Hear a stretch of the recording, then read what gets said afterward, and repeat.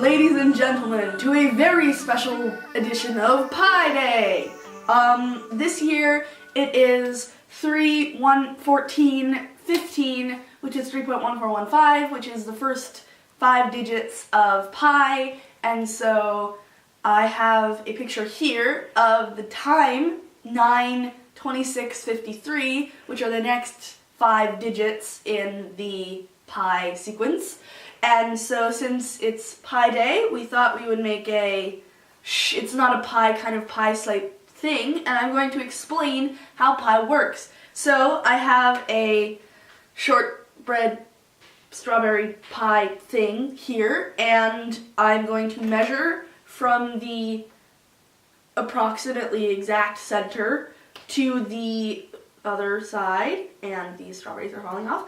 And that's going to be the radius from the center to the outside of the circle, which is exactly, well, not exactly, but which is 12.5 centimeters. And so we have that, and then in order to find the diameter, which is from one edge of the circle to the parallel opposing edge of the circle, then that is the diameter, and then that is the radius times 2, which is 25 centimeters. And so if you have 25 centimeters, which is the diameter times pi is the circumference. So in order to find the circumference of the circle, which if it was like a square or something, it would be called the perimeter. And so with a square, you'll have like, say the bottom of the square it's a rectangle, let's just say, because like squares, all sides are equal, so then you do like other things. But if it's a rectangle, you have like 5 inches on one side, and then 3 inches on the other side. You'd have to do 5 times 2 plus 3 times 2, and then you'd have the perimeter.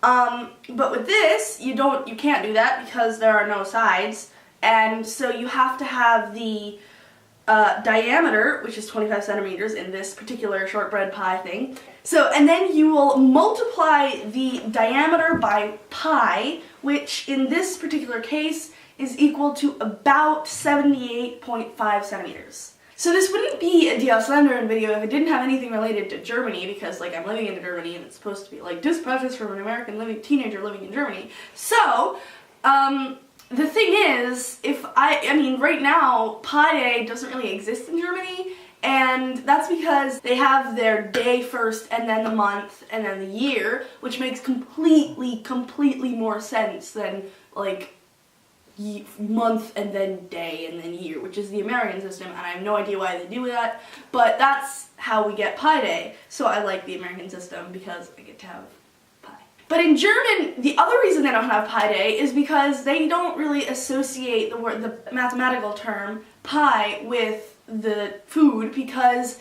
Germans don't really have a word for pie. They have like gefüllte Kuchen and Torte, which is still just kind of a sort of cake.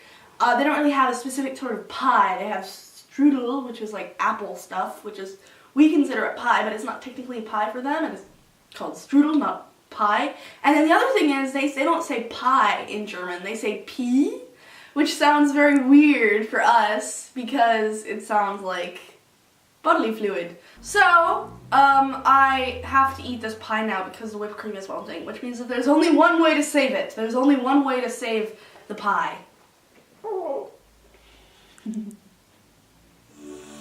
Auf Wiedersehen! I'm gonna eat my pie now.